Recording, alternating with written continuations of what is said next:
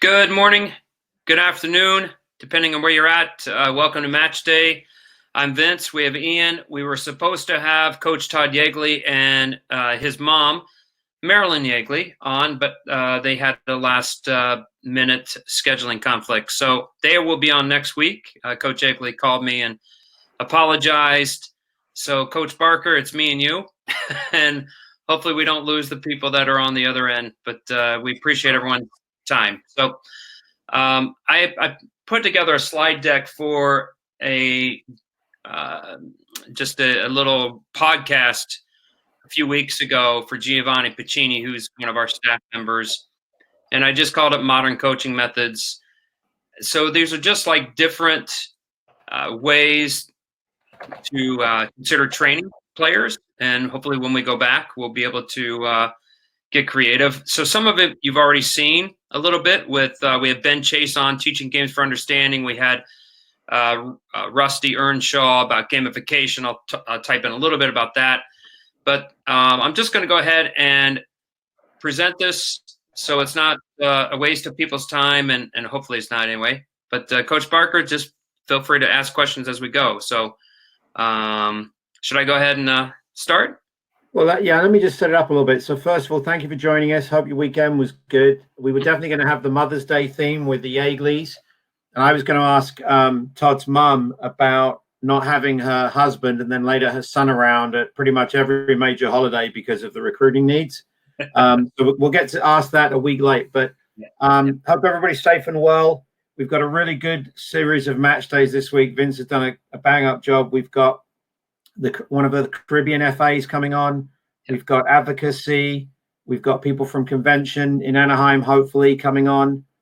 Some club coaching and some college coaching. So, and this presentation that Vince has, I've seen this presentation, and it's outstanding, and it speaks a lot to some of the content we've had on before. So I'm looking forward to listening to Vince for 15, 20 minutes about it, and I hope you guys enjoy it. And I'm sure Vince will make the deck available, right, Vince? Yes, absolutely. So just email me and I'm more than happy to share. So I'm going to go through some of it a little bit quicker because, like I said, some of it we've already seen. But so I think before you can have a method, you have to figure out, like, what are some ways to coach.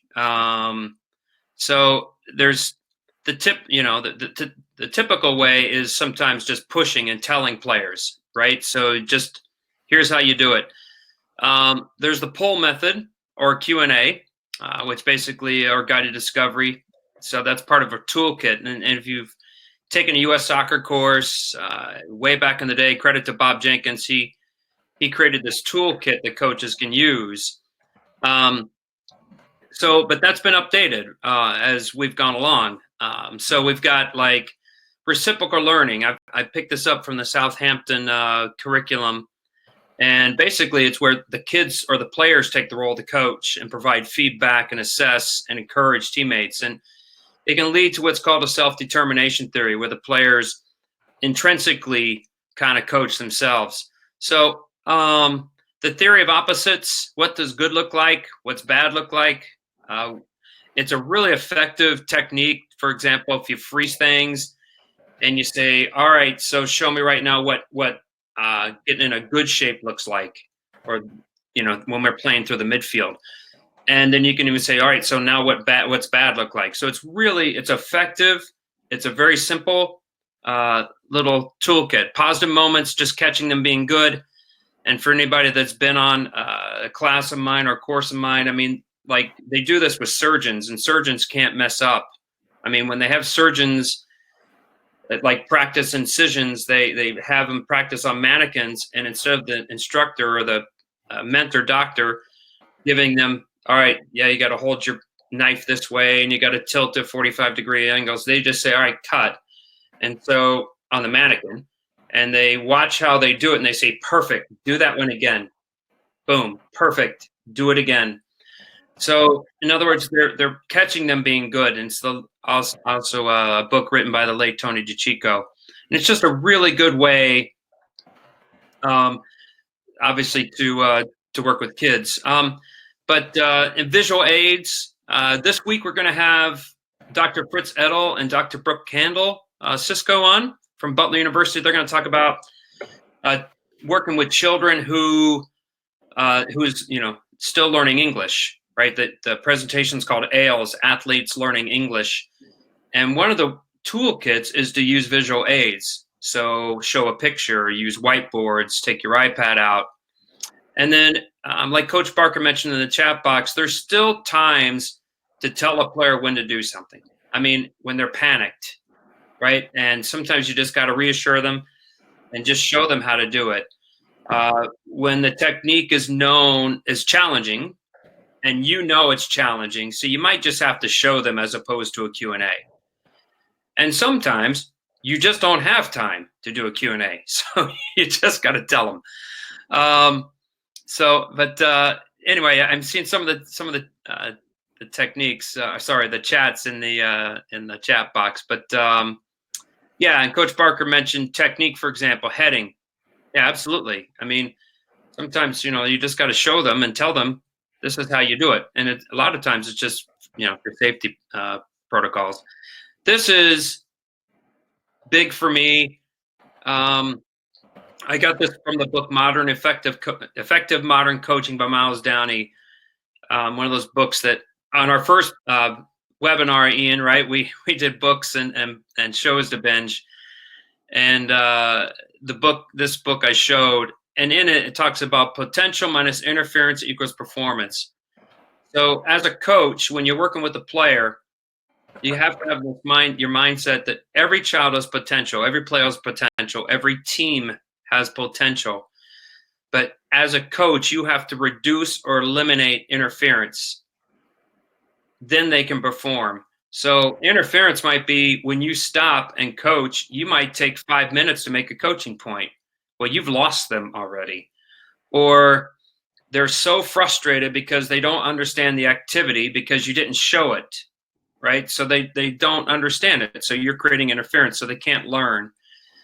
Or on teams, you don't have, you have some kids that aren't buying in, right? So you have interference. So I put it as part of this presentation because in order for you to coach, whatever method you use, you have to get them to perform, and you have to figure out what toolkit to use in certain areas. Another part that's kind of new, if you will, and some people may have already heard me talk about this, and I apologize, but there's a thing called internal focus and external focus. And internal focus is where you actually talk about the biomechanics of the technique. So when we talk about shooting, for example, we say, all right, land on your shooting foot. Okay, so that's the internal part, or the actual mechanic. External is telling them, hey, when you shoot it, see if you can make the ball dip, right? So now you know that they're landing on their shooting foot and they're striking the ball with their laces. So instead of working more on the mechanics, you're telling them to focus on the effect of the technique. So striking the ball with their laces, in other words, trying to make the ball have no or little spin at all, right, when you shoot on goal.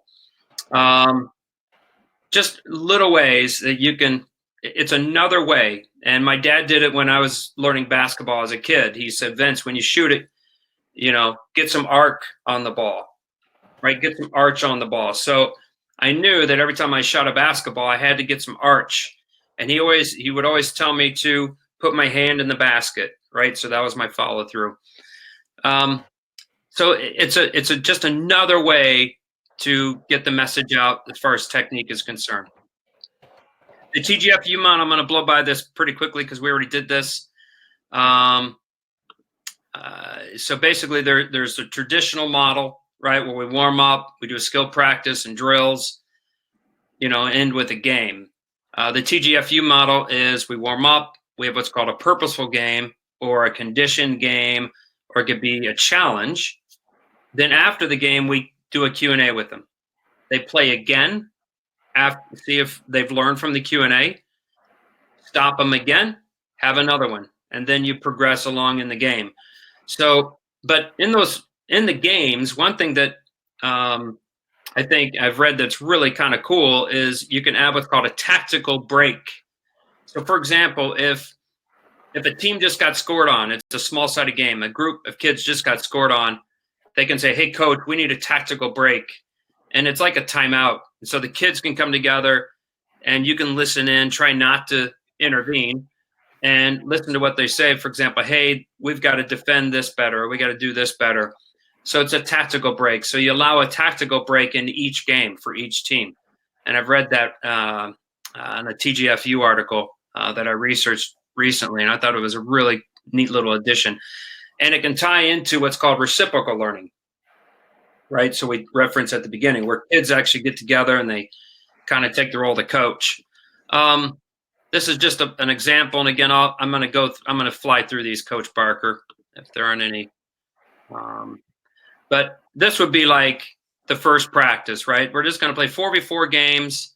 The idea, though, is to develop a unit of 4 midfielders to defend in the middle third.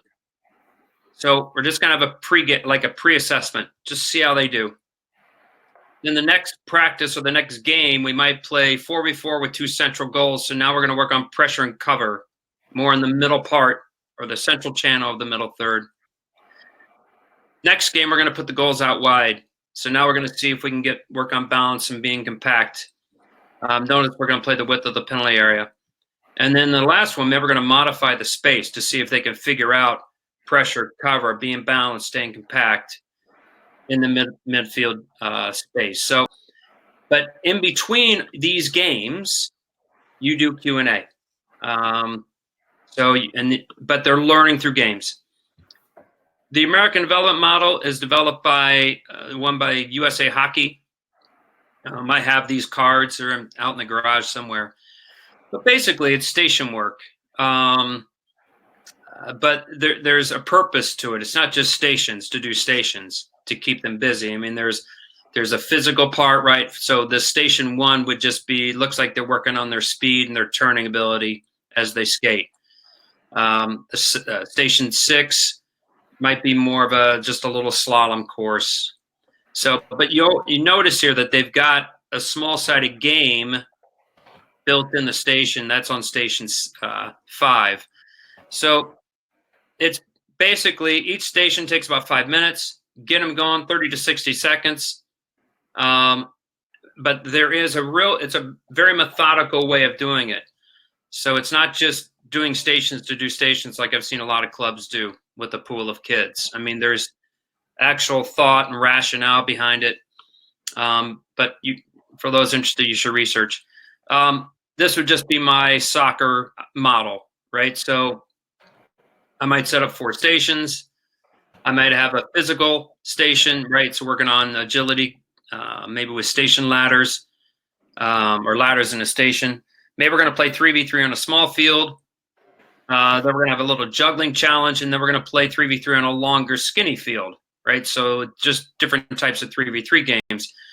So the kids are getting a lot of repetition as far as gameplay, but they're still working on some physical development and also some technical development with the juggling challenges.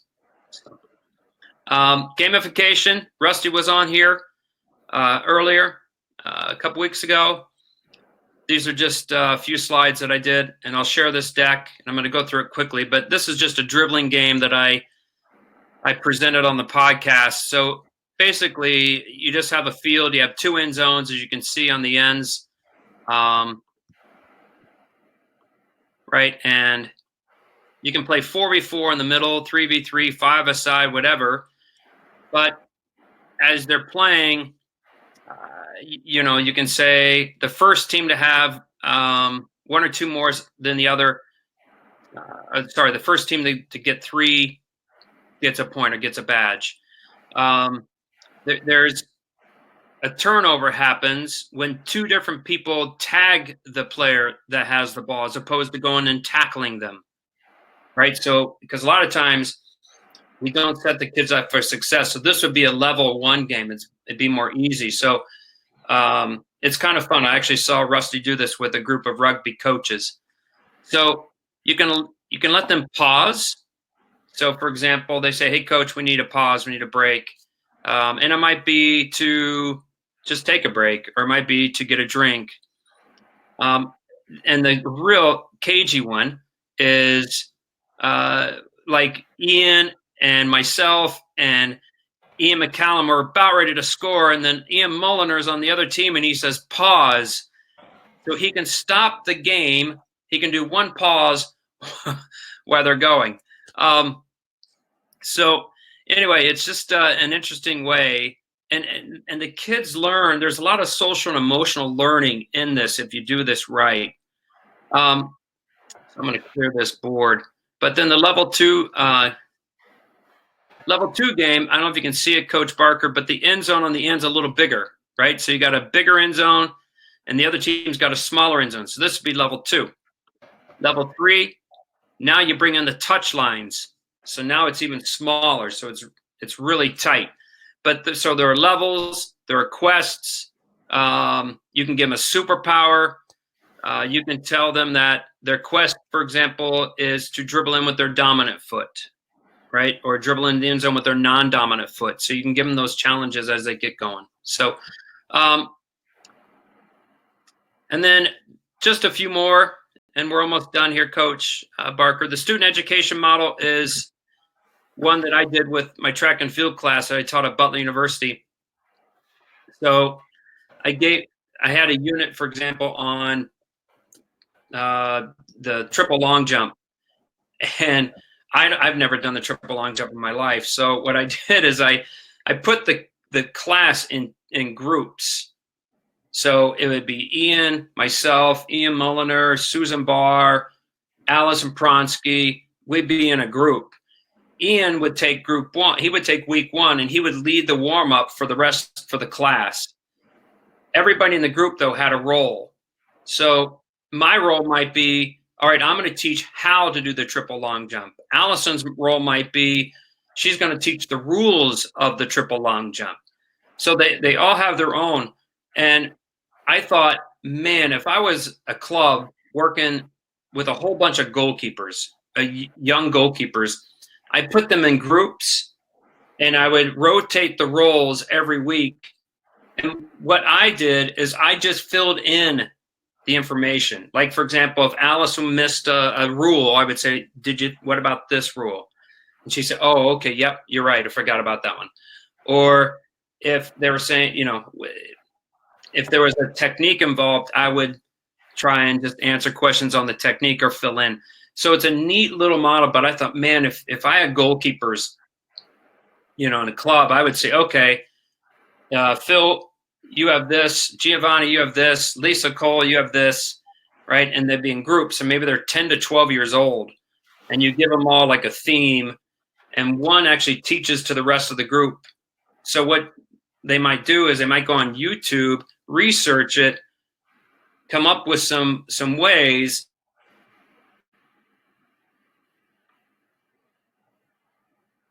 Looks like Vince froze there for a second. Yep. Oh, I did? Yeah, but I think you're back. All right, sorry. So they were researching before the class, and it was really good. The TPSR model is a teaching personal social responsibility model. That's a whole webinar in itself. Pick a game. A friend of mine and of yours too, Jared Scarpacci from Massachusetts, high school teacher and coach, really good high school teacher and coach. He says, sometimes, Vince, I have a stack of cards and I have a diagram on them, and they're their favorite games, right? So they're the players' favorite games, and I bring out the cards, and maybe it was a sophomore kid that showed responsibility that week, so then that kid gets to pick the game. So this would just be a little game that I would play that I know the kids like. All ages like this one. It's just basically they're just kind of creating their own goal, right? Or it's a goal that maybe they saw on TV, and so we have them recreate them. It's really interesting. Looks like Ian McCallum has a question. He says, have you asked your players to complete post-game review and a plan on a training session? I mean, that's another method, I think. Very effective method. I don't know about you, Coach Parker. I think it's great. Yeah, I mean, I think having them identify things they need to work on, be it individual or group, is really good. I mean, obviously, we know that we have to do set plays the day before competition, and nobody likes it. But you may have gone to one of the courses and become a devotee of shadow training, and then find out that none of your players really enjoy it nor put in full effort, and maybe it's a challenge of the wrong session as opposed to the wrong players. Yeah, and and I think, and we're almost done here. Like a lot of the newer methods, I'm finding out is it's less coach driven, it's more coach guided.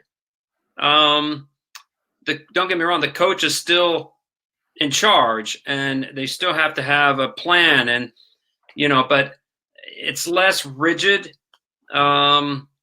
just because I think players they need a little bit more empowerment. I mean, we're talking 8-year-olds can do the this game, the instant replay game. They could do that, or I just tell them create a goal, right? Just come up with a fun way to create a goal. And I'll never forget at the Urban Soccer Diploma in Chicago, we had a group of 9-year-olds, a Latino group, the kids, they got together, and I said, okay, I don't want to know. I'm just going to guess.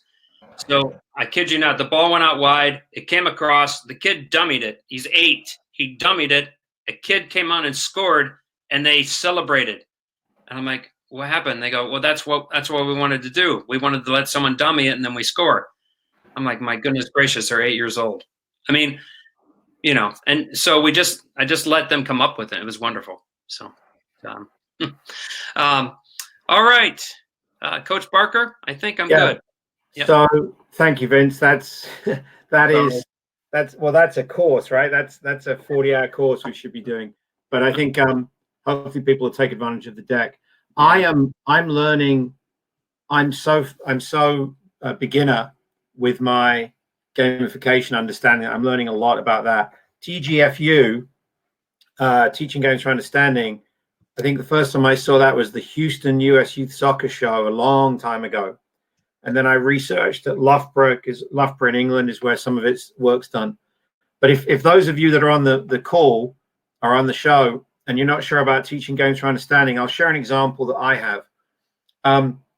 You have the problem of Lionel Messi. So one solution, your interpretation of the problem is you mark Lionel Messi. A different, deeper interpretation of the problem is that Iniesta and Xavi get it to Messi all the time. So we've got to deny those guys getting it. And then you go a little bit further and you say, if we simply cut off the supply to Iniesta and Xavi, then Messi becomes irrelevant. So you look and you evaluate the challenge. If you want to train that, maybe you play a game where it's just throw, catch, throw, catch. And the first rule is if I can tag Vince, I win possession. The next game we play stop them completing a number of passes. So now I mark the receivers. I don't challenge for the ball because they can keep the ball. I just can't let it go to the receivers. So simply by changing the game rule, I get a completely different response. The other one that I always is a good way of understanding TGFU.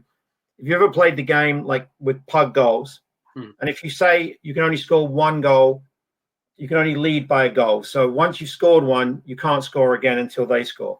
So a logical thing to do would be put all of your kids in front of the pug goal. After a little time, the kids complain and they realize it's kind of a poor game. So then you say to them, how can we make the game better? And somewhere in there, the kids work out that you put an exclusion zone around the pug goal, and now the game is much better.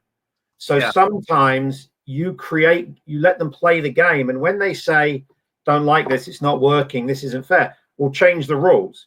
Show me, and it's amazing. So the TGFU, and I think I can see where gamification is, but I just don't understand it as well. But TGFU, massive. Yes. Yeah. And I'll be honest, I'm still learning how to layer in TGFU and how to, Rusty calls it scaffolding. I'm still learning how to do that. But I did it with a group of kids at a club before COVID, and they loved it. The whole game, the whole session, it was team based, and they were taking points from each other, and it was pretty fun. But anyway, but thank you very much. I apologize, everyone on the other end with that Coach Yegler was not here. I hope it was worth at least 25 minutes of your life that you won't get back. But thank you. And by the way, thank you, Ian McCallum, for sharing that link too. Thank you. I'll have to take a look at that one, but I appreciate that one so much. So, and then later today we have Susan Barr. Coach Barker will be on that one, leading that one with Coach Susan Barr, who is a mom, and but she's also an A licensed coach and a fantastic one. So, thank you all so much. Thanks, Coach Barker, for filling in. Great job, Vince. Very good presentation. Thank you. Thanks.